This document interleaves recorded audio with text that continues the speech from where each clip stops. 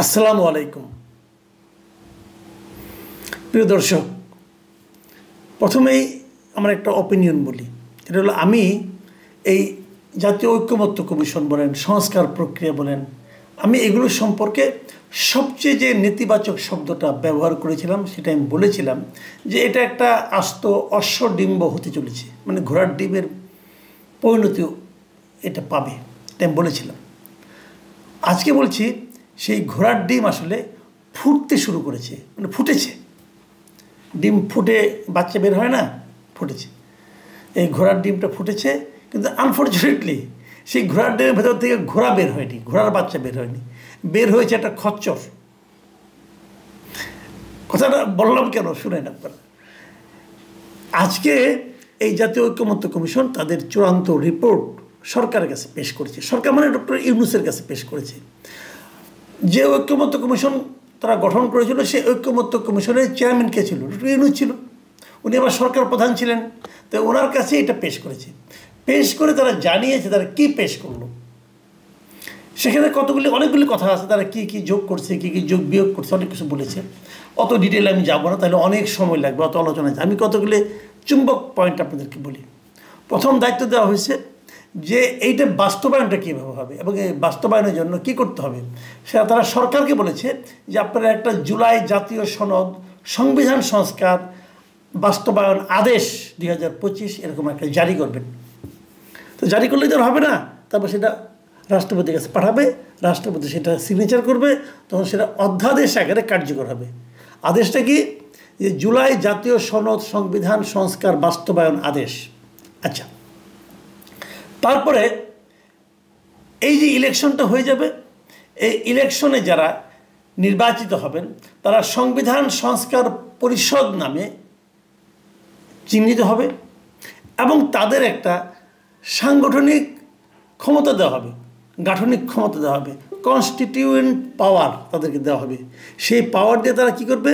তারা জুলাই সনদ অনুযায়ী যে সমস্ত কথা বলা হয়েছে যে সংবিধানকে এভাবে সংশোধন করতে হবে, সংবিধানে এই ধারা বাদ যাবে, এই ধারা যুক্ত হবে, এই যে মানে জুলাই সনদের মধ্যে আছে, এই সবগুলি তারা বাস্তবায়ন করবে। কে করবে? এই যারা ইলেক্টেড হবে এমপি, তারা যাদের নতুন নাম হবে সংবিধান সংস্কার পরিষদ।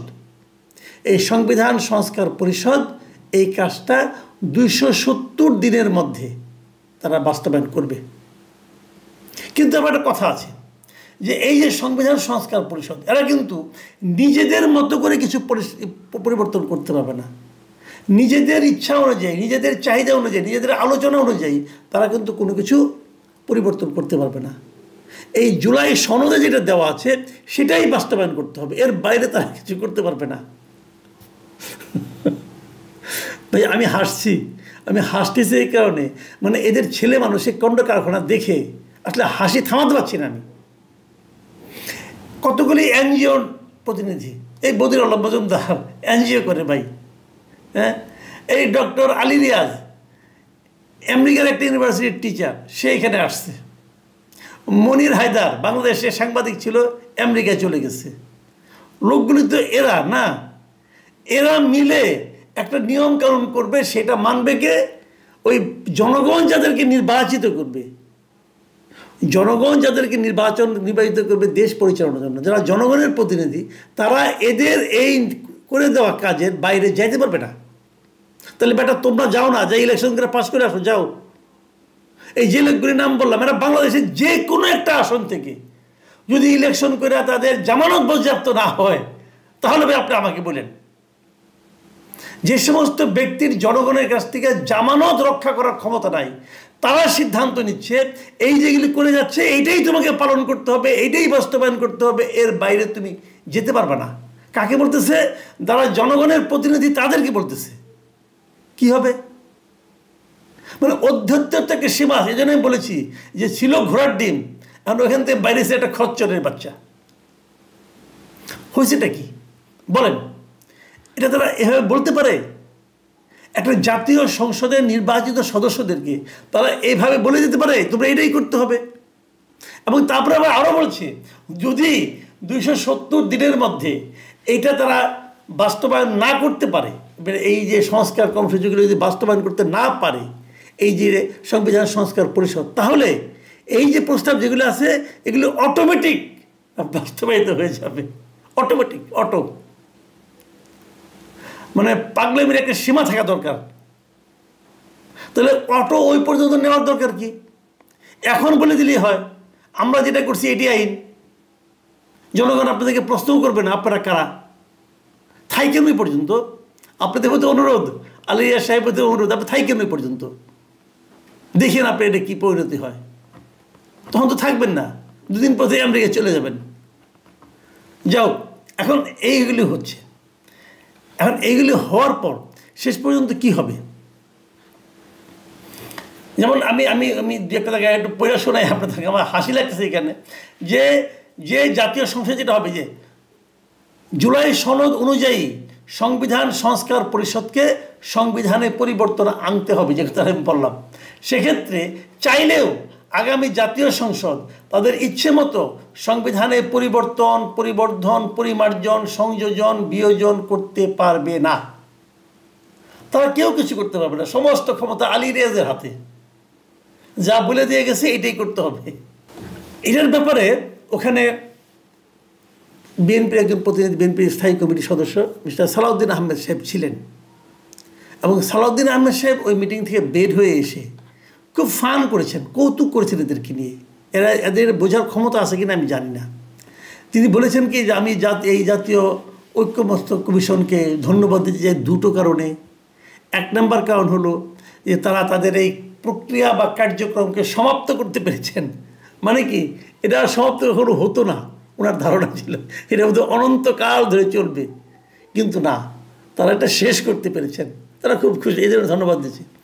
আরেকটা ধন্যবাদ দিচ্ছেন কেন সেটা আমি ওনার বক্তব্য হুবহু পড়ে শোনাই, যে এবার ধন্যবাদ দিচ্ছি কারণ তারা জাতীয় ঐক্যমত্য প্রতিষ্ঠার বদলে জাতীয় অনৈক্য প্রতিষ্ঠার একটা প্রচেষ্টা গ্রহণ করেছেন।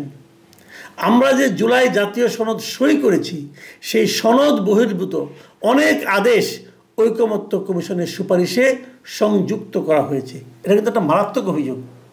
তারা যখন সেখানে সিগনেচার করলো জাতীয় সংসদের সামনে দাঁড়িয়ে, আলিয়া সাহেবের মত হলো ওখানে আমরা যে জিনিসটা সিগনেচার করেছিলাম তার বাইরেও অনেক কিছু এখন এর মধ্যে ঢোকানো হয়েছে। তো সেগুলো তো ওরা সিগনেচার করেন নাই, যেগুলি ওনারা সম্মত হন নাই সেগুলো কোন বিবেচনায়, কিভাবে, কেন, কোন এখতিয়ারে এই সুপারিশে ঢোকানো হলো? আলিয়া সাহেবকে তো জবাব দিতে পারবেন? এটা কি তার স্কুলের খাতা নাকি যেমনি ইচ্ছে আপনি দেখে দিবেন?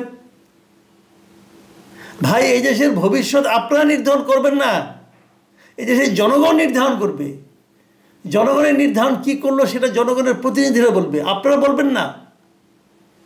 এই জিনিসটা বোঝার মতো বুদ্ধি আপনাদের মাথার মধ্যে যে নাই, এটা আমরা বুঝতে পারিনি। এবং ওই যে বললাম না যে 270 দিনের মধ্যে যদি এই কমিশনের এই সুপারিশ বাস্তবায়ন না করা হয় তাহলে স্বয়ংক্রিয়ভাবে আইনে পরিণত হবে। এটা সম্পর্কে এই ধারণাটাকে সালাউদ্দিন আহমেদ সাহেব বলেছেন এটা একটা এমন সুপারিশ হাস্যকর।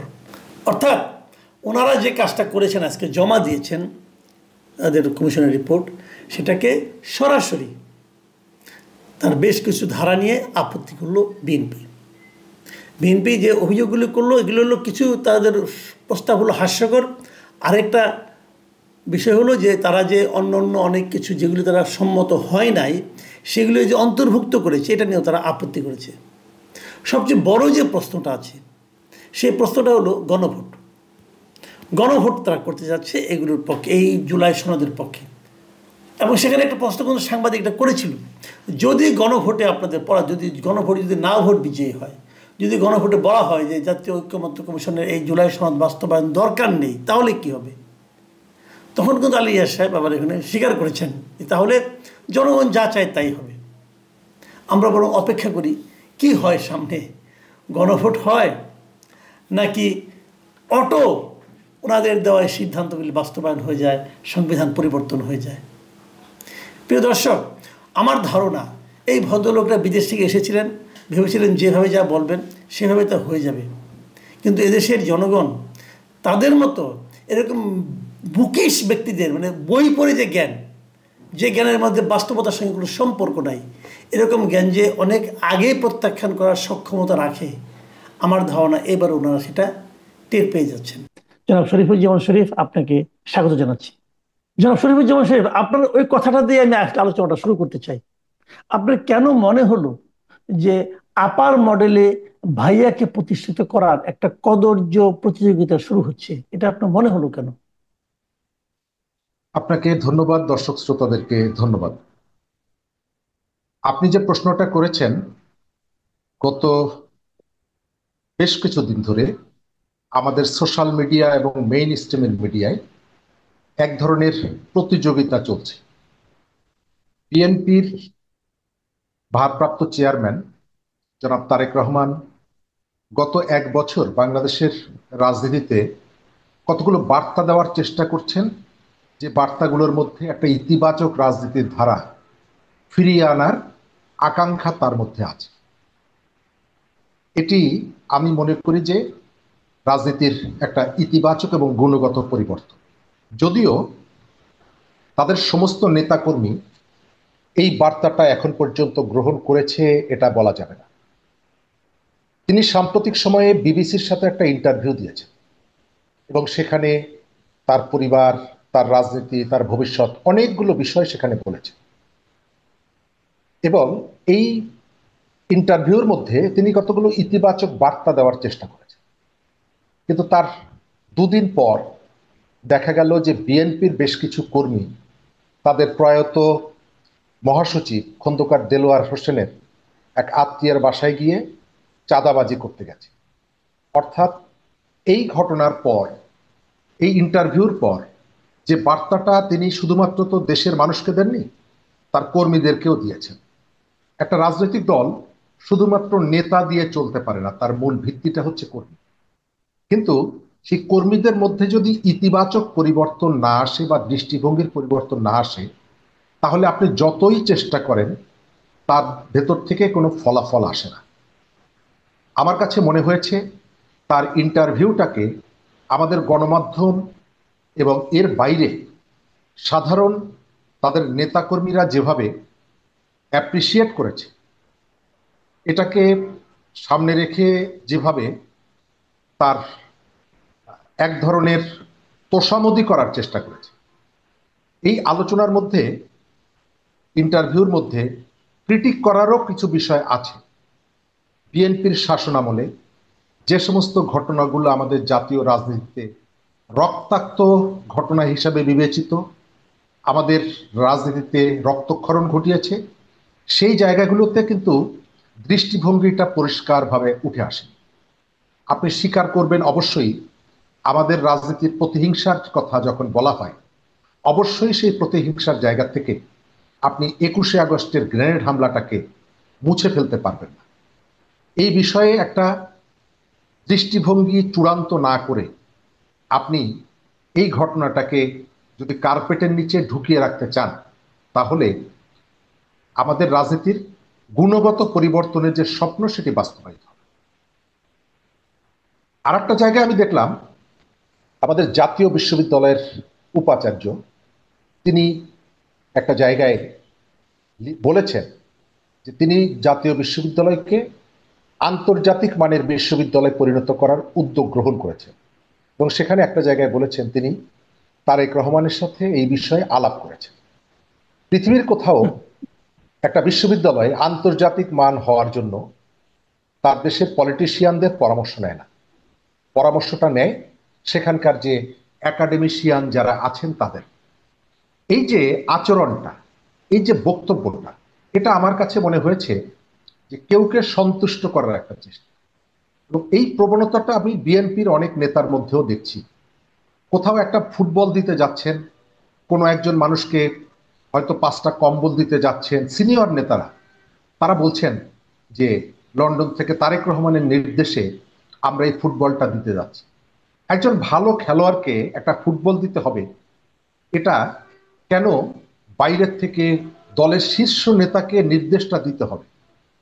আমার ধারণা এর ভেতর থেকে নেতারাও তাদের একেবারে সিনিয়র নেতাকে একটা তেল মারার, খুশি রাখা, অথবা সব জায়গায় তাকে নিয়ে আসা একটা প্রতিযোগিতা তাদের মধ্যে আছে, যে প্রতিযোগিতাটা আমরা একসময় দেখতাম যে নেত্রীর নির্দেশে চট্টগ্রামের পাহাড় ধস দেখার জন্য নেতারা ছুটে যাচ্ছি। নেত্রীর নির্দেশে পটুয়াখালীতে যার গরু মারা গেছে তাকে একটা গরু দেওয়ার জন্য আওয়ামী লীগের একটা দল সেখানে গেছে। এই জি। প্রবণতাগুলো রাজনীতিতে এই যে গুণগত পরিবর্তনের যে স্বপ্ন, এটিকে নষ্ট করে দেয়, এবং এখানে যে ভক্তিবাদ, সেই ভক্তিবাদ বারবার ফিরিয়ে নিয়ে আসে। আমি জি মনে করি যে আমরা এখন, রাজনীতিতে এটি পরিবর্তন হওয়া দরকার। জি আমরা একটা অন্য প্রসঙ্গে আসি। আপনি জানেন গত কয়েকদিন ধরেই খুব আলোচিত একটা মানে আপনার দুটো বাক্য, দুটো শব্দ, সেটা হলো সেফ এক্সিট। বলা হচ্ছে যে উপদেষ্টা নাকি সেফ এক্সিট খুঁজছে। আমরা কিছুদিন আগে এটা শুনেছিলাম প্রথম দেবপ্রিয় ভট্টাচার্যের মুখে। উনি বলেছিলেন এই সরকারকে সেফ এক্সিটের কথা চিন্তা করতে হবে। তারপরে দেখলাম নাহিদ ইসলাম বললেন যে উপদেষ্টাদের কেউ কেউ নাকি আন্দোলনের সঙ্গে বিশ্বাসঘাতকতা করেছেন, এবং বিভিন্ন কারণে তাদের কর্মকাণ্ডের কারণে উনি বললেন যে তারা বিভিন্ন রাজনৈতিক নেতার সঙ্গে লিয়াজও করছেন সেফ এক্সিট খোঁজার জন্য। আবার আরেকজন নেতা সাদিস আলমকে দেখলাম বলতে যে একমাত্র মৃত্যুই হবে তাদের সেফ এক্সিট। এই যে কথাগুলি হচ্ছিল একটার পর একটা, এবং আমরা কিন্তু এটাও শুনেছি যে এই সমস্ত উপদেষ্টাদের ব্যাপারে, দুর্নীতির ব্যাপারে একজন সাবেক সচিব কিছুদিন আগে প্রশাসন ক্যাডারে একটা সমাবেশে বলেছিলেন যে 8 জন উপদেষ্টার দুর্নীতির গোয়েন্দা তথ্য নাকি ওনার কাছে আছে। তবে সেটাও আমরা কিছু আগে দেখলাম না, উনি ধমক খেয়ে নাকি মাল খেয়ে কি খেয়ে চুপ হয়ে গেলেন জানি না।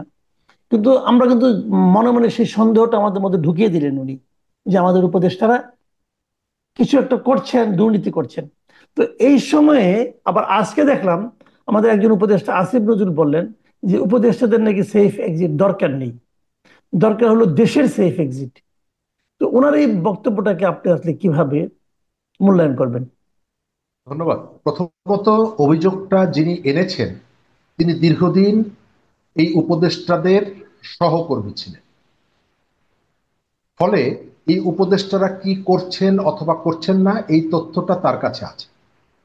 আমার ধারণা, যাদের বিরুদ্ধে অভিযোগগুলো আসছে বা এসেছে তার মধ্যে নাহিদ ইসলামের বিরুদ্ধেও কিছু অভিযোগ আছে। এখন তিনি এসে তার সাবেক সহকর্মীদের সম্পর্কে এই যে অভিযোগটি তুলেছেন, শুধুমাত্র নাহিদ ইসলাম না, আপনাকে মনে করিয়ে দেই, ইউটিউবার ইলিয়াস হোসেন তিনিও একাধিকবার সোশ্যাল মিডিয়ায় একাধিক উপদেষ্টার দুর্নীতির বিরুদ্ধে সম্পর্কে তথ্য দিয়েছেন। আমাদের শিল্পকলার ডিজি তিনি পদত্যাগ করার আগে আমাদের একজন উপদেষ্টার বিরুদ্ধে অনেক আর্থিক অনিয়মের অভিযোগ এনে পদত্যাগ করেছিলেন। কেবলমাত্র আর্থিক অনিয়মের কারণেই এরা সেফ এক্সিট চাইতে পারে এটা আমি মনে করি না। আমার ধারণা, সাম্প্রতিক সময়ে দেশের মধ্যে মানবাধিকার লঙ্ঘন, ভিন্ন মতের মানুষের উপরে যে ধরনের নির্যাতন, টর্চার, অত্যাচার হচ্ছে, কোনো কোনো জায়গায় অতীতের অনেক রেকর্ডও ভেঙে ফেলা হচ্ছে। এর ফলে সমাজের মধ্যে যে ধরনের অস্থিরতা তৈরি হচ্ছে, এক ধরনের আক্রোশ তৈরি হচ্ছে, এর উত্তাপটা সম্ভবত তারা অনুধাবন করছে। তা না হলে এই কথাটা আকস্মিকভাবে আসার কথা না। তবে নাহিদ ইসলামের উচিত হবে শুধুমাত্র মাঠ গরম করার জন্য একটা বক্তব্য দিয়ে থেমে যাওয়া না। তিনি যদি মনে করেন এবং তার কাছে যে তথ্যগুলো আছে সেই তথ্যগুলো তিনি যদি প্রকাশ করেন, তাহলে এই জাতি তাকে শত বছর মনে রাখবে।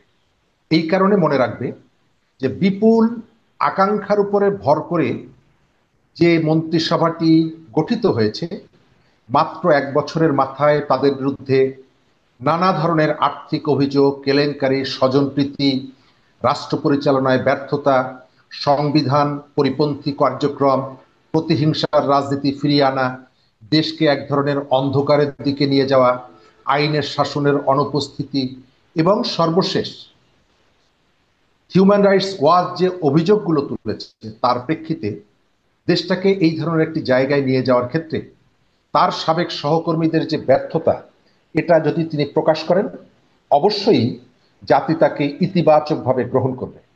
আর সেটি যদি না করেন, তাহলে আমাদের রাজনীতিতে বিভিন্ন ধরনের যে স্ট্যান্ড বা যেগুলো আছে, অথবা কখনো কখনো নিজের স্বার্থ সিদ্ধির জন্য কেউকে মানসিকভাবে চাপে ফেলার যে প্রবণতাটা আছে, নাহিদ ইসলামের এই বক্তব্য সেই প্রবণতার সাথে আমরা মিলিয়ে ফেলতে বাধ্য হব, অথবা মানুষ মেলাবে।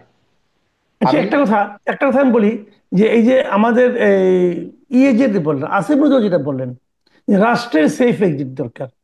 রাষ্ট্রের সেফ এক্সিট বলতে উনি কি বোঝাচ্ছেন? এবং রাষ্ট্রের সেফ এক্সিটের জন্য তো ওনাদেরকে দায়িত্ব দেওয়া হয়েছিল। যদি রাষ্ট্র সেফ এক্সিট না পায়, তার দায়িত্ব কি ওরা নেবেন? আমার ধারণা তিনি একটু মহানুভবতা দেখানোর চেষ্টা করেছেন। তারা এই রাষ্ট্রকে উদ্ধার করার জন্য চেষ্টা করছেন, এই ধরনের একটা বার্তা তিনি দিতে চেয়েছেন। ১.৫ দশক এই দেশটা একটা বিপদে ছিল, সেখান থেকে তারা তাদের কর্মক্ষমতা দিয়ে, তাদের অভিজ্ঞতা দিয়ে এই দেশকে উদ্ধার করার চেষ্টা করছেন। কিন্তু তাদের যে ব্যর্থতার যে জায়গাটা, এটা এখন শিশু থেকে বৃদ্ধ পর্যন্ত সবাই জানে। গতকালকে বাংলাদেশে একটা মৃতদেহ এসেছে আরব আমিরাত থেকে, আপনি হয়তো জানেন।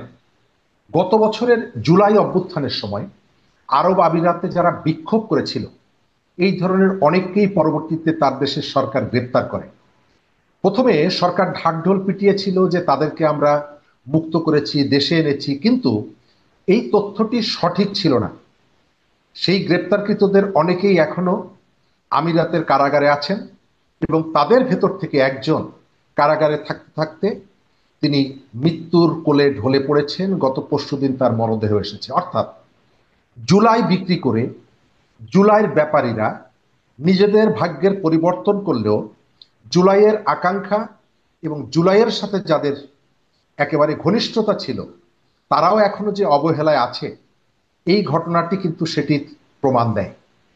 এই যে ব্যর্থতা, এই ব্যর্থতার থেকে আমরা উপদেষ্টাদের যে ধরনের প্রচেষ্টা আমরা দেখতে চেয়েছিলাম, নাহিদ ইসলামের বক্তব্যের পর যে ধরনের সতর্কতা তাদের দেখানো উচিত ছিল, সেটি না করে তারা কাউন্টার অভিযোগগুলো এনে এবং নিজেদেরকে দক্ষ, মহানুভব এটি প্রমাণ করার জন্য যে বক্তব্যটি দিয়েছেন, মনে হয় না মানুষ এই বক্তব্যটি প্রপারলি গ্রহণ করবে।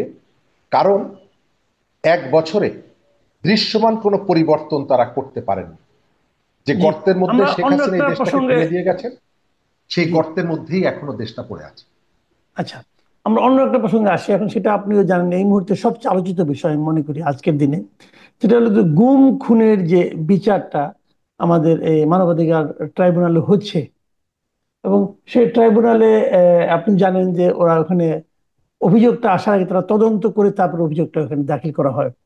এবং সেখানে তদন্তের উপর ভিত্তি করে অলরেডি সেই ট্রাইব্যুনাল থেকে বেশ কয়েকজনের বিরুদ্ধে গ্রেফতারি পরোয়ানা জারি করেছে। এর মধ্যে সার্ভিং আর্মি পার্সন আছে, আর্মি অফিসার্সটা আছে এখানে বেশ কয়েকজন। তাদেরকে অলরেডি নজরদারির মধ্যে রাখাও হয়েছে বলে আমরা জেনেছি আজকে। তো এটা নিয়ে কিন্তু নানা ধরনের বিতর্ক হচ্ছে। বিতর্কটা আপনি নিশ্চয়ই জানেন, এই ব্যাপারে আপনি কি বলবেন? ৫ই আগস্টের যে পরিবর্তন, এই পরিবর্তনে সাধারণ মানুষের পাশে সেনাবাহিনী এসে দাঁড়িয়েছিল। দেশের বিভিন্ন জায়গায় শেখ হাসিনার সরকারের নিয়ন্ত্রিত যে বাহিনীগুলো যে ভূমিকা নিয়েছিল, সেনাবাহিনীর ভূমিকা ছিল তার থেকে একটু জন আকাঙ্ক্ষার প্রতি সহানুভূতিশীল। অথচ সেই সেনাবাহিনীকে আমরা এই সময়ে তার সাবেক বা বর্তমান কিছু কর্মকর্তাকে মানবতা পরিপন্থী কতগুলো কাজের সাথে যুক্ত হতে দেখছি। আমার জায়গা থেকে পরিষ্কার বক্তব্য, দেশের মানবতা বিরোধী, সংবিধান বিরোধী এবং জনস্বার্থ বিরোধী কাজের সাথে যেই যুক্ত থাকুক না কেন, তার সামাজিক অবস্থান, তার রাজনৈতিক সম্পৃক্ততা, তার দক্ষতা যাই থাকুক না কেন, অবশ্যই তাকে আইনের মুখোমুখি করতে হবে। তবে এই কাজটা সরকার ১ বছর আগে যদি শুরু করত, তাহলে সম্ভবত শঙ্কাটা এভাবে তৈরি হতো না। সামনে যে নির্বাচনটি আসছে, সেই নির্বাচনে সব থেকে গুরুত্বপূর্ণ যে অনুষঙ্গ আইন শৃঙ্খলা রক্ষা করা, এই আইন শৃঙ্খলা রক্ষা করায় সব থেকে গুরুত্বপূর্ণ ভূমিকাটা নিতে হবে আমাদের দেশের সেনাবাহিনী। নির্বাচনের প্রস্তুতি শুরু হয়ে গেছে তার ৩-৪ মাস আগে। সেনাবাহিনীর এতজন কর্মকর্তা সম্পর্কে এই উদ্যোগটা কোনো ধরনের প্রতিক্রিয়া তৈরি করে কিনা, এটা নিয়ে অনেক জায়গায় সংশয় সন্দেহ তৈরি। সরকার এই কাজটি করার ক্ষেত্রে এত দেরি কেন করলো, এটি নিয়ে প্রশ্ন তৈরি হচ্ছে যে এর ভেতর থেকে কোনো একটি প্রতিক্রিয়ার মাধ্যমে নির্বাচনকে বিলম্বিত করার চেষ্টা হতে পারে কিনা। আমরা যারা অপরাধ করেছে অবশ্যই তাদের বিচার চাই। বিচার শুরুটা আরো আগে হলে ভালো হতো। একই সাথে এই বিচারকে কেন্দ্র করে সেনাবাহিনীকে, পুরো বাহিনীকে আসামির কাঠগড়ায় দাঁড় করানোর একটা প্রবণতা লক্ষ্য করা যাচ্ছে। কেউ কেউ সোশ্যাল মিডিয়ায় বলার চেষ্টা করছেন যে তাদের বিজয় হয়েছে। আমি সেটি মনে করি না। আমি মনে করি এটি ন্যায় বিচার নিশ্চিত করাটা কোনো ব্যক্তির বিজয় না, এটা একটা রাষ্ট্রের দায়িত্ব। রাষ্ট্র সেই দায়িত্বটা পালন করবে আমরা আশা করি। এই ঘটনাকে কেন্দ্র করে সেনাবাহিনীর প্রধান, সেনাবাহিনীর একাধিক কর্মকর্তার বিরুদ্ধে যে ধরনের বিষোদ্গার এবং সেনাবাহিনী এবং সাধারণ মানুষকে মুখোমুখি দাঁড় করিয়ে দেওয়ার যে একটি প্রবণতা, আমার ধারণা এর পেছনে শুধুমাত্র আমাদের দেশের কিছু মানুষ না, দেশ এবং দেশের বাইরের কোনো শক্তি প্ররোচনা অথবা মদদ আছে। রাষ্ট্রের জন্য, একটা দেশের জন্য কোনো একটা বাহিনীর মুখোমুখি সাধারণ মানুষকে দাঁড় করানোর প্রতিক্রিয়া কখনোই ভালো হয় না।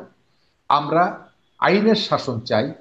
গুম খুনের সাথে যারা জড়িত ছিল তাদের আইনি পদ্ধতিতে তাদের বিচার চাই, কিন্তু কোনো বাহিনীর মুখোমুখি জনগণকে দাঁড় করিয়ে দেওয়ার যে অসৎ প্রবণতা লক্ষ্য করা যাচ্ছে, অসৎ উদ্দেশ্য রয়েছে, এই বিষয়েও দেশের মানুষকে সচেতন থাকা উচিত বলে আমি মনে করি। জি, অনেক ধন্যবাদ। অনেক ধন্যবাদ জনাব শরীফুজ্জামান শরীফ। প্রিয় দর্শক, আপনারা শুনলেন আমাদের চলমান রাজনীতিতে -2 থিওরি আমরা সেই 2006 সাল থেকে শুনে আসছি।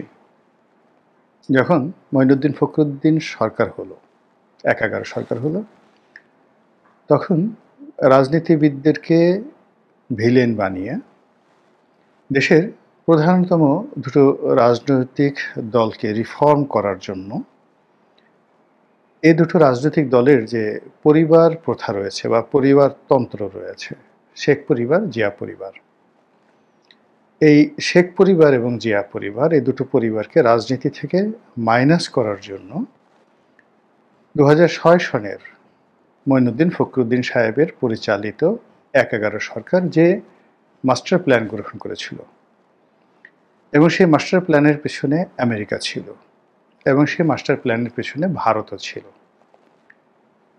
প্রায় 1 বছর ধরে তাণ্ডব চলেছিল। বেগম জিয়া, শেখ হাসিনা উভয়কে গ্রেপ্তার করা হলো।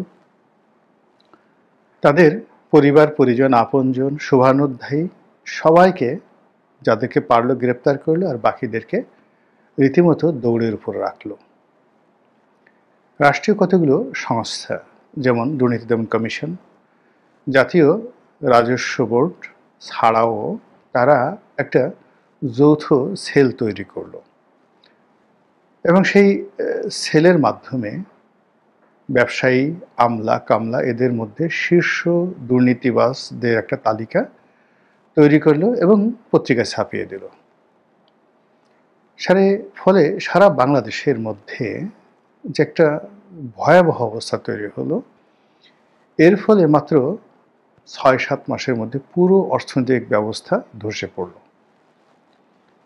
ওই সময়টাতে যারা বড় বড় ব্যবসায়িক গ্রুপ ছিল, সেটা বসুন্ধরা হোক বা অন্য যারা হোক, প্রায় সবাইকে দুর্নীতির তালিকার মধ্যে ফেলে দেশ ছাড়া করা হলো, অনেকে গ্রেপ্তার করা হলো। আর কিছুদিন পরে যারা দুর্নীতি দমন করবেন তারা নিজেরাই দুর্নীতির মধ্যে এমনভাবে জড়িয়ে পড়লেন যে অনেকে হাজার হাজার কোটি, 2006 সালে কিন্তু 1000 কোটি টাকা চারটিখানি ব্যাপার নয়, তো সেই হাজার হাজার কোটি টাকা তারা মালিক হয়ে গেল। গ্রামাঞ্চলে সেনাবাহিনীর একজন ক্যাপ্টেন দেখা গেল যে একটা গ্রাম্য বাজার ভাঙতে গিয়ে সেখানে কোটি কোটি টাকার লেনদেনে জড়িয়ে পড়ল। একেবারে ছোট একটা গ্রাম্য বাজার, যেমন ধরুন ডিস্ট্রিক্ট বোর্ড থেকে সে একটা কাগজ নিয়েছে, চান্দিনা ভিটি, অথবা কিছুই নেই, এরকম একটা বাজার যেখানে চারপাশে দোকান ঘর স্থাপন করে স্থানীয়ভাবে তারা বাজার করছে, আর উপজেলা পরিষদ প্রতি বছর সেই বাজারের ডাক দিয়ে 3 লাখ 4 লাখ 5 লাখ টাকা রেভিনিউ কালেকশন করছে, এটাই চলে আসছিল। এখন এই বাজারগুলো, ঘরগুলো ভাঙা শুরু হয়ে গেল।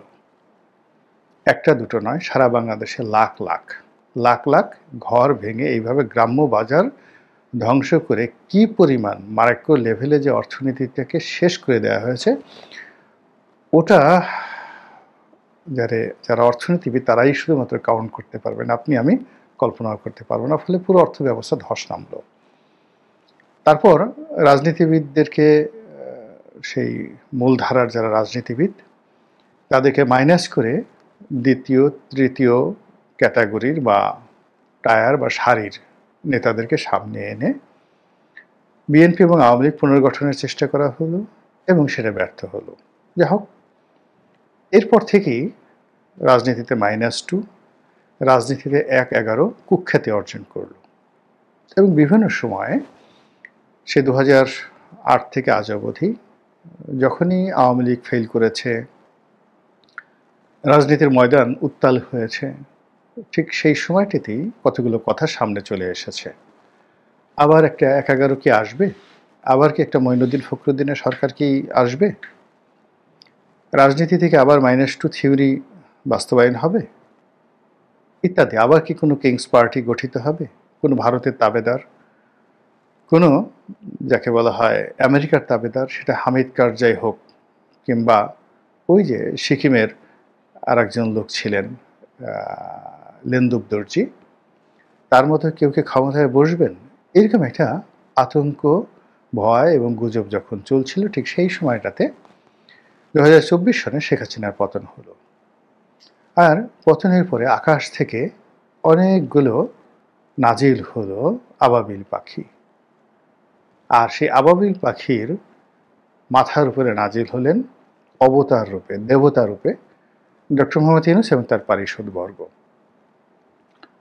কিন্তু গত 14 মাস ধরে তাদের যে কর্মকাণ্ড, সেই কর্মকাণ্ডের মধ্যে দৃশ্যত 1-11 সরকারের যে চরিত্র, ঠিক সেই চরিত্র ফুটে উঠছে।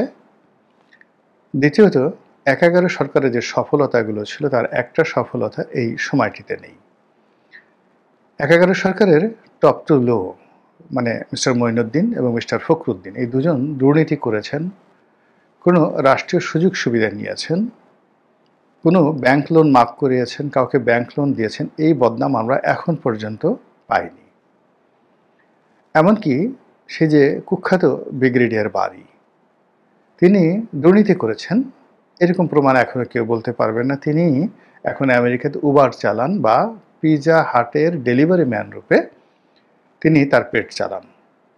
কাজে এই সময়টিতে যে সকল সামরিক কর্মকর্তাদেরকে ধরা হচ্ছে, বেসামরিক কর্মকর্তা ধরা হচ্ছে, যে সকল উপদেষ্টাদের কথাবার্তা, আকার আকৃতি, চেহারা স্রোত, এগুলো দেখতে পাচ্ছি, সেই তুলনায় 1-11 যে সততা, এটি ছিল কিংবদন্তির তুল্য। তো সেই জিনিসগুলো এখন নেই, মানে ওই সততা নেই। তারা মানুষের মনে একটা ভয় ধরাতে পেরেছিল, রাষ্ট্রের প্রতি, প্রশাসনের প্রতি মানুষের যে সহজাত ভয়, শ্রদ্ধা, সেটা একেবারে তুঙ্গে তারা পৌঁছে দিয়েছিল। এটা এখন শূন্যতে নেমে এসেছে, এখন কোনো ভয় নেই। ওই সময়টিতে মব ছিল না, এখন মব তৈরি করা হয়েছে। ওই সময়টাতে বিচার ব্যবস্থা সম্পর্কে মানুষের মানে এতটা ছিল যে একজন হাইকোর্টের বিচারপতি, তিনি একদিনই কয়েক হাজার জামিন দিয়েছিলেন। কই মঈনুদ্দিন ফখরুদ্দিন সাহেব তো তাকে তুলে নিয়ে যায়নি, তার বিরুদ্ধে কেউ মব তৈরি করেনি। কিন্তু ওইরকম জাস্টিস থাকা সত্ত্বেও কেবলমাত্র অর্থনৈতিক অব্যবস্থাপনা, অপরিকল্পনা এবং রাজনীতির মধ্যে অপরাজনীতি ঢুকানোর যে প্রচেষ্টার কারণে 1-11 ব্যর্থ হয়েছিল। তো গত 14 মাসে কি হলো? আগের 1-11 সময়টিতে যে সকল সফলতা ছিল তার একটাও নেই। আর আগের সরকার যে ব্যর্থতাগুলো দেখিয়েছে, সেই ব্যর্থতাগুলো তারা দৃশ্যত ডাইরেক্টলি ওইভাবে করছে না, কিন্তু তলে তলে পেছনে পেছনে এমন জিনিসগুলো তারা করছেন যার ফলে গত ১-১১তে যে ক্ষয়ক্ষতি হয়েছিল রাজনীতির, অর্থনীতির, তার চেয়ে অনেক অনেক বেশি ক্ষয়ক্ষতি হচ্ছে।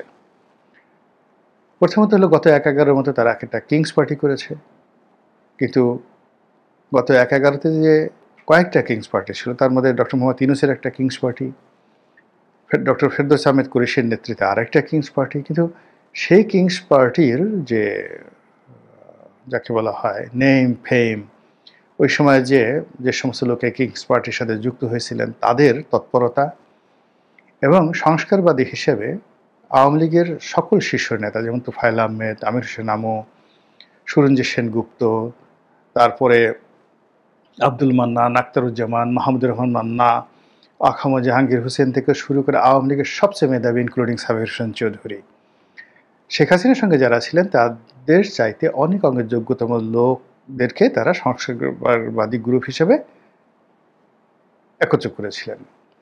বিএনপির মধ্যে সংস্কারবাদী গ্রুপ হিসেবে সেখানে আব্দুল মান্নান ভূঁইয়া জেনারেল সেক্রেটারি, তার নেতৃত্বে সাইফুর রহমান, আব্দুর রহমান মানে সাইফুর রহমানের সাথে আরও অনেক, সেই মেজর জেনারেল জেডাই খান, তারপরে লেফটেন্যান্ট জেনারেল মাহবুবুর রহমান সাবেক মন্ত্রী, এই মেজর হাফিজ, আরও অনেককে, মানে বিএনপির সবচেয়ে যাকে বলা হয় চৌকুশ যারা নেতা ছিলেন তাদের সবাইকে একত্র করা হলো এবং অনেকে জেলখানায় যাদেরকে নেওয়া হয়েছিল তারাও কার্যত যখন সফল হতো তখন এসে সেখানে যোগদান করলো, কিন্তু তারপরেও সেই ১-১১ সংস্কারবাদী গ্রুপ সফল হয়নি।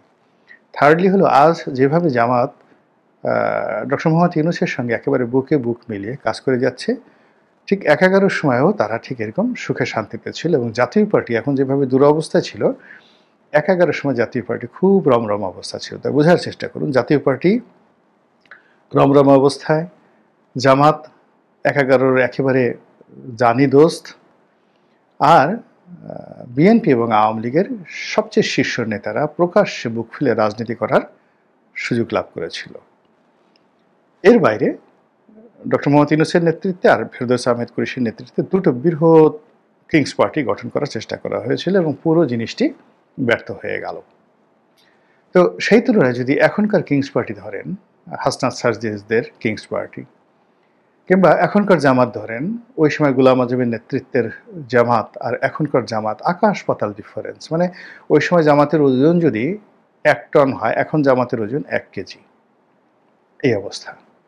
২ নম্বর হলে এখন বিএনপি বলতে যারা আছেন সে ২০০৬ সনের বিএনপির তুলনায় এখনকার বিএনপির মেরুদণ্ডহীন, লক্ষ্যহীন, উদ্দেশ্যহীন সংগঠন বলে কোনো কিছু নেই, আর আওয়ামী লীগের তো একেবারে কিচ্ছু নেই।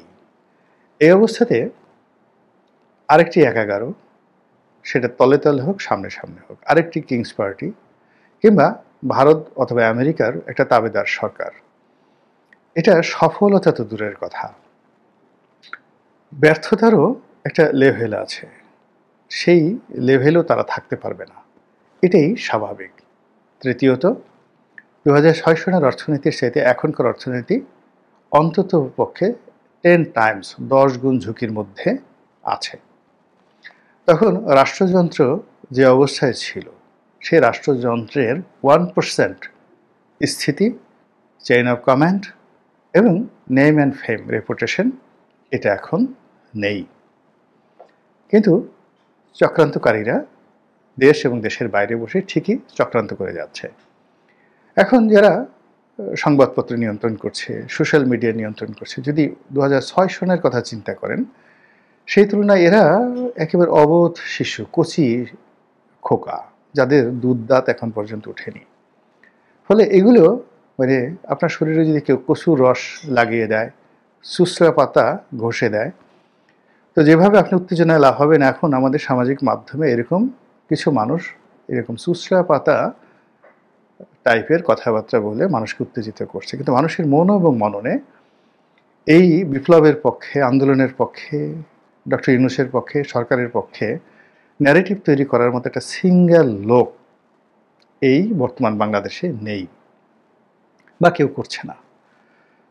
তো কাজেই এই অবস্থাতে সরকারকে প্রতিটা মুহূর্তে তাদের গতি, প্রকৃতি এবং চরিত্র পরিবর্তন করতে হচ্ছে। গত 14 মাসে অন্ততপক্ষে 3-14 মানে 14 দুগুণে 28, 3-14 42 মানে 42 বার তারা তাদের সিদ্ধান্ত পরিবর্তন করেছে, গতি পরিবর্তন করেছে, কাউকে কাছে টেনে নিয়েছে, কাউকে দূরে ঠেলে দিয়েছে এবং অগুরুত্বপূর্ণ বিষয়বস্তুকে তারা মানে দাঁড়িপাল্লায় উঠিয়েছে, যেটা বলার মতো না। যারা জীবনে কখনো একটা মেম্বার হতে পারবে না তাদেরকে মন্ত্রী বানানোর লোভ দিয়ে তাদেরকে ঘোরানো হচ্ছে। তো এরকম একটা অবস্থা।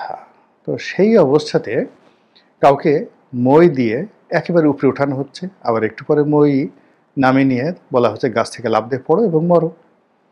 তো এরকম একটা পরিবেশ পরিস্থিতিতে আপনি যদি এনসিপির কথাই চিন্তা করেন যে গোপালগঞ্জে তাদেরকে যে প্রোটোকল দেওয়া হলো, কক্সবাজারে, বগুড়াতে তাদেরকে যে প্রোটোকল দেওয়া হলো, এখন চিন্তা করেন যে তাদেরকে যে অবস্থায় আনা হয়েছে, এই ছেলে মেয়েগুলোর আত্মহত্যা করা ছাড়া আর কোনো উপায় নেই। তারা এখন মিসকিনের মতো, ফকিরের মতো গিয়ে যমুনাতে দেখা করার জন্য দাঁড়িয়ে থাকে, যেখানে ডক্টর মোহাম্মদ ইউনূস তাদের সঙ্গে দেখা করার জন্য উদ্গ্রীব থাকতেন, নাহিদের সঙ্গে মনের কথা বলতেন, এখন তারা যমুনার সামনে গিয়ে দাঁড়িয়ে থাকে। ইট মিনস এই যে রাজনীতির যে মাইনাস থিওরি, এই মাইনাস থিওরিতে 1 নম্বর বলি হলো এই এনসিপি। আর যদি আপনি আওয়ামী লীগের কথা ধরেন, আওয়ামী লীগকে মাইনাস করার দরকার নেই, আওয়ামী লীগের জনগণই মাইনাস করে দিয়েছে। ফলে এখান থেকে আওয়ামী লীগকে যদি ফিরে আসতে হয় তাহলে এই সরকারের সিদ্ধান্তের উপর আওয়ামী লীগের ফিরে আসা নির্ভর করবে না, এটা জনগণের ইচ্ছা, আশা, আকাঙ্ক্ষা এবং আওয়ামী লীগের যে শক্তিমত্তার উপর নির্ভর করবে। অন্যদিকে বিএনপির কেউ মাইনাস করার মতো অবস্থায় সরকারের নেই। সরকার শুধুমাত্র দেখবেন যে অনেক লোক বাইরে কোথাও পারে না, নিজের ঘরের মধ্যে তাদের বাহাদুরি। সরকার এখানে যা কিছু করতে পারবে সেটা হলো তার উপদেষ্টা মণ্ডলীর মধ্যে তারা যদি চায় যে এখানে তারা মাইনাস করবে অমুককে অমুককে অমুককে, এটা পারবে। কিন্তু তারা এখন বঙ্গভবন বা ক্যান্টনমেন্ট সম্পর্কে কোনো সিদ্ধান্ত গ্রহণ করতে পারবে না।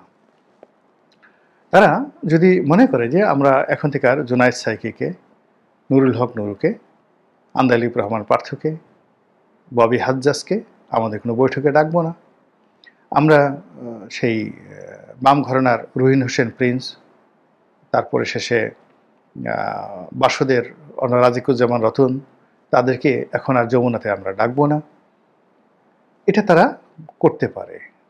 এই মাইনাস করার ক্ষমতা তাদের আছে। অথবা তারা বলতে পারে যে আমরা ডাকবো কিন্তু বাইরে দাঁড় করিয়ে রাখবো, ডাকবো কিন্তু তাদেরকে আগের মতো খাওয়াবো না, ডাকবো কিন্তু দেখা গেল আগে ডক্টর মোহাম্মদ ইউনূস 1-2বার বৈঠক করেছেন, আলী রিয়াজ বৈঠক করেছেন, এখন আর আলী রিয়াজ বৈঠক করবেন না, এখন ডেপুটি প্রেস সচিব যারা আছেন তারা বৈঠক করবেন, করে যারা তাদের কাছে বিভিন্ন সময় গেছেন, অবনত হয়েছেন, অনেক কিছু আশা করেছেন, তাদেরকে অপমান করার জন্য তারা এই কাজগুলো করতে পারবেন চমৎকারভাবে। এর বাইরে বড় বড় রাজনৈতিক দল বা যে সকল রাষ্ট্রশক্তি রয়েছে তাদের সঙ্গে আসলে বাহাদুরি দেখানোর মতো অবস্থা এই মুহূর্তে সরকারের নেই। তবে একটা বিষয় আমাদেরকে ভাবতে হবে, সেটা হলো কোনো শক্তিশালী প্রাণী হঠাৎ করে যদি আহত হয়ে যায়, হতাশ হয়ে যায়, তাহলে কিন্তু তার দ্বারা মারাত্মক ক্ষতি হয় তার নিজের। আমরা বলি না যে আহত বাঘ, তার আক্রমণ খুব মারাত্মক হয়। তো সেক্ষেত্রে এই সরকারের যে একটা প্ল্যান ছিল, আর সরকারের পেছনে যারা ছিলেন তাদের যে একটা মাস্টার প্ল্যান ছিল, সেই মাস্টার প্ল্যানটা আসলে মুখ থুবড়ে পড়ে গেছে। আর এই পড়ে যাওয়ার কারণে সবাই বিক্ষুব্ধ, হতাশ, এবং সেই হতাশার সময় এনিথিং মাইট হ্যাপেন্ড, অসম্ভব সব ঘটনা ঘটে চলেছে। ট্রেনে করে বিশাল সেই অস্ত্র এবং গোলাবারুদ আসছে, সেনাবাহিনী সেটা গোয়েন্দা তথ্যের ভিত্তিতে উদ্ধার করছে, একটার পর একটা আগুন লাগছে, এবং বিমানের কার্গো ভিলেজ বা ঢাকা বিমানবন্দরের কার্গো ভিলেজের মতো জায়গাতে আগুন লাগার মতো ঘটনা, মানে একটা দেশের কপাল পোড়ার মতো ঘটনা, সেই ঘটনা কিন্তু ঘটে গেছে। এবং আমরা এতটা প্যারালাইজড হয়ে গেছি যে কেউ এই বিষয়টি নিয়ে আর্তচিৎকার করার মতো আমাদের সাহস হয়নি, শক্তি হয়নি, অনুভূতি হয়নি, প্রয়োজন হয়নি, কিংবা মনোমস্তিষ্ক সাড়া দেয়নি। ফলে এনসিপির এই যে মাইনাসটা আমরা দেখতে পাচ্ছি, কিন্তু পরবর্তী মাইনাসটা যে কে হবে এটা ভাবতেই মানে কণ্ঠস্বর স্তব্ধ হয়ে আসছে, এবং সেটার পরিণতি কি হতে পারে তা ভাবলে আরো শরীরের পশম কাটা দিয়ে ওঠে। আমার যেমন কৌতূহলের বিষয় যে আসিফ নজরুলের কাছে আমি জানতে চাই যে ওই 3 হাইকোর্টের বিচারপতি কোন এমন আওয়ামী লীগ নেতা কর্মীকে, মানে কোন সে ভয়ঙ্কর, কোন সে মহাপ্রভাব প্রতিপত্তিশালী আওয়ামী লীগ নেতা কর্মী যাদেরকে তারা জামিন দিয়ে দেওয়া, এবং যারা হাইকোর্টে গিয়ে জামিন নিয়েছেন তার ফলে মানে আসিফ নজরুলই এমন চেতে গেলেন, আর সৈয়দ রেফাত আহমেদি বা সেই রাগের তাপে একেবারে ভড়কে গিয়ে সাথে সাথে টেক্সট মেসেজ পাঠিয়ে হাইকোর্ট বিভাগের বিচারপতিদের কাছে এখন জানতে চাচ্ছেন কেন আপনি জামিন দিলেন, আর কোন কোন আইনজীবী কাদের এত বড় সাহস যে তারা জামিন আবেদন নিয়ে আদালতে লড়তে এসেছে। উপদেষ্টা আসিফ নজরুল বারবার করে সাবধান করবার পরেও জুলাই হত্যা মামলাগুলোর জামিন হয়ে যাওয়ায় হারতে ভোলেননি একেবারে উচ্চ আদালতের শীর্ষ মানুষটির ওপরেও, সেটা এখন পরিষ্কার হয়ে উঠেছে, এবং তা নিয়ে একরকম তোলপাড় দেখা দিয়েছে বাংলাদেশের বিচারাঙ্গনে। আসিফ নজরুলকে এই বিষয়টা নিয়ে বারবার প্রশ্নের সম্মুখীন হতে হচ্ছিল। মাঝে মাঝে সাংবাদিকেরা প্রশ্ন করছিলেন বটে যে অনেক অনেক ভুয়া মামলা তো হয়েছে, এবং তখন ডিসেম্বর জানুয়ারি পর্যন্ত তিনি বলছিলেন যে তদন্তের পরেই একরকম ছেড়ে দেওয়া যায় বা খালাস দেওয়া যায় সে চেষ্টা সরকার করছে। নানা রকম কমিটি গঠনের কথাও তিনি শুরুর দিকে বলেছিলেন ন্যায় বিচারের প্রতিমূর্তি হয়ে, কিন্তু এরপর তার উপর যে চাপ সৃষ্টি হয় জুলাই অভ্যুত্থানের বিজয়ী পক্ষের তরফে, ছাত্রদের তরফে, হাসনাত আব্দুল্লাহ কিছুদিন আগেও তাকে ফেসবুকে ধমক দিয়ে বলেছেন যে আপনার যা কাজ আপনি সেটা করেন। কাজেই তার কাজ, তার অ্যাসাইনমেন্টটা বুঝে আসিফ নজরুল পরিষ্কার বুঝেছেন যে জুলাই আন্দোলনে যে শত শত হাজার হাজার ব্যক্তির বিরুদ্ধে মামলা হয়েছে, জুলাই হত্যা মামলাগুলো হয়েছে, সেগুলো সত্যি না মিথ্যা, একজনকে 500 জন 700 জন মিলে হত্যা করা যায় কিনা, মিরপুরের হত্যাকাণ্ডে আসলে ধরুন চাপাই নবাবগঞ্জের পুরো আওয়ামী লীগের সকল অঙ্গ সংগঠনের নেতাকর্মীরা জড়িত থাকতে পারেন কিনা, মানে এই যে ঢালাও মামলার নানা রকম একেবারে চূড়ান্ত উদাহরণ সংবাদ মাধ্যম সহ মুখে মুখে ছড়িয়ে পড়েছে, তারপরেও এসব নিয়ে প্রশ্ন তোলা যাবে না। যত পারা যায় আওয়ামী লীগ ধরে ধরে এনে কারাগারে ভরে রাখতে হবে, এবং এদের কোনোভাবে কখনো জামিন দেওয়া যাবে না।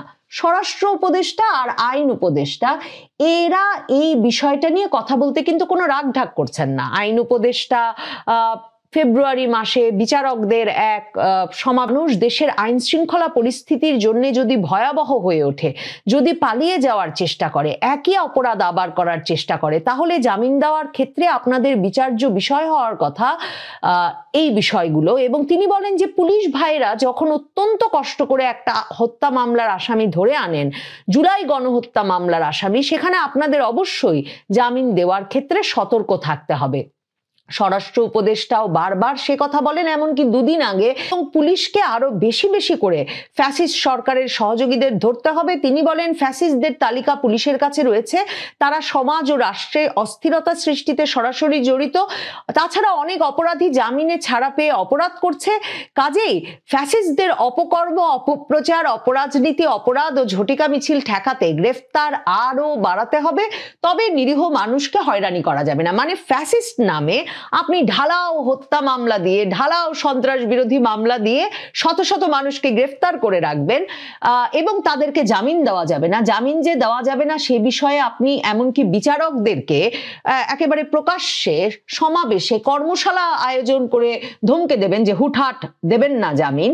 এই সব কিছু করবেন, কিন্তু আপনি আবার বলবেন যে এর মাধ্যমে আপনি ন্যায় বিচার প্রতিষ্ঠা করছেন। এখন আপনারা তো জানেন এর মধ্যে যে আন্তর্জাতিক মানবাধিকার সংগঠনগুলো এগুলো নিয়ে প্রশ্ন তুলছে। হিউম্যান রাইটস ওয়াচ সহ এমনকি জাতিসংঘ মানবাধিকার কমিশনের প্রধান ভলকার টুর্ক এই ইউনূস সরকারের অত্যন্ত ঘনিষ্ঠ, তিনিও বলেছেন যে মানে এই বিষয়গুলোর দিকে, মানে ন্যায় বিচার যাতে হয় সেদিকে যাতে লক্ষ্য রাখা হয়, কারণ ওইদিকে আবার হিউম্যান রাইটস ওয়াচ সহ ছটি আন্তর্জাতিক মানবাধিকার সংস্থা, জাতিসংঘ মানবাধিকার কমিশনকে ধমকেছে যে বাংলাদেশে বিচারের নামে এসব কি চলছে। কিন্তু আসিফ নজরুলের ওপর যে চাপ, উপদেষ্টা পদ বজায় রাখতে হলে তাকে নিশ্চিত করতে হবে যে জামিন কিছুতেই হতে পারবে না।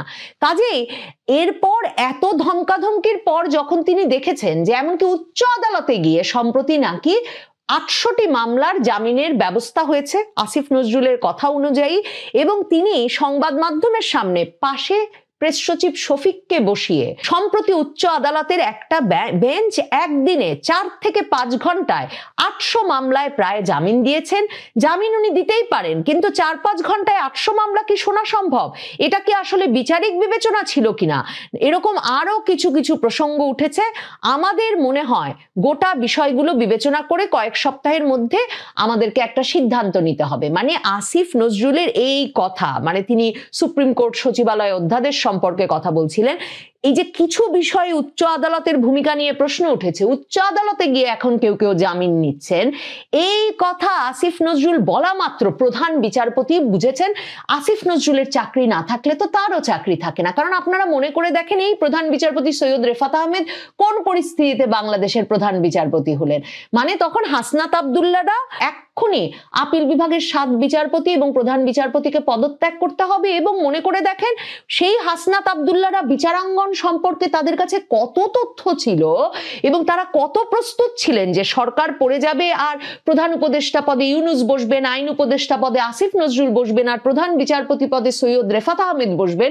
যে সেই ছেলেপেলে বাইরে স্লোগান দিল যে সৈয়দ রেফাত আহমেদকেই হাইকোর্ট বিভাগের বিচারপতি, বিএনপি আমলে হাইকোর্ট বিভাগের বিচারপতি হয়েছেন ব্যারিস্টার ইশতিয়াকের ছেলে, এই সৈয়দ রেফাত আহমেদকেই প্রধান বিচারপতি বানাতে হবে। এবং প্রধান বিচারপতি একই দিনে আপিল বিভাগের বিচারপতি, এই ডেডলাইনের মুখে পড়ে আগের প্রধান বিচারপতি ওবায়দুল হাসানকে পদত্যাগ করতে হলো। তিনি তো পালিয়েছিলেন সেই 5ই আগস্ট থেকেই সেনা সদর দপ্তরে, সেটা তো এখন আমরা সবাই জানি।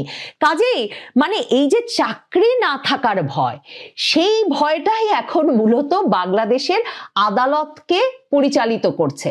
প্রধান বিচারপতি আসিফ নজরুল যখন বলেছেন উচ্চ আদালতে জামিন হয়ে যাচ্ছে, এসব নিয়েও আমাদের প্রশ্ন আছে, সাথে সাথে প্রধান বিচারপতি কি করেছেন, তার প্রশাসনিক এক কর্মকর্তা, মানে এক রকমের প্রধান বিচারপতির দফতর পরিচালনার কাজ করেন, সরকারের অ্যাডিশনাল জাজ পর্যায়ের এক কর্মকর্তা, তাকে দিয়ে তিনি তখন 3 জাজ, যেই 3 বিচারপতি হাইকোর্ট বিভাগের যেই 3 বিচারপতির বেঞ্চে ওই জামিন শুনানিগুলো অনুষ্ঠিত হয়েছে, তাদেরকে তিনি তখন মেসেজ পাঠিয়ে দিয়েছেন।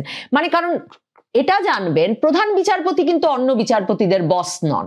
মানে আদালতের কাঠামোটা এমন যে আদালতে প্রত্যেকজন হাইকোর্ট বিভাগের বিচারপতি আলাদা আলাদা ভাবে স্বাধীন এবং তাদের এক একটা বেঞ্চ এক একটা হাইকোর্ট, এবং সেখানে একজন একটু মানে প্রধান বিচারপতি বড় বস নন যে যিনি এসে বলতে পারবেন যে আপনি এরকম সিদ্ধান্ত কেন নিলেন। এবং বিচারের মূল স্বাধীনতার জায়গাটাই হচ্ছে বিচারপতিদের মানে স্বাধীনভাবে সিদ্ধান্ত গ্রহণের ক্ষমতা।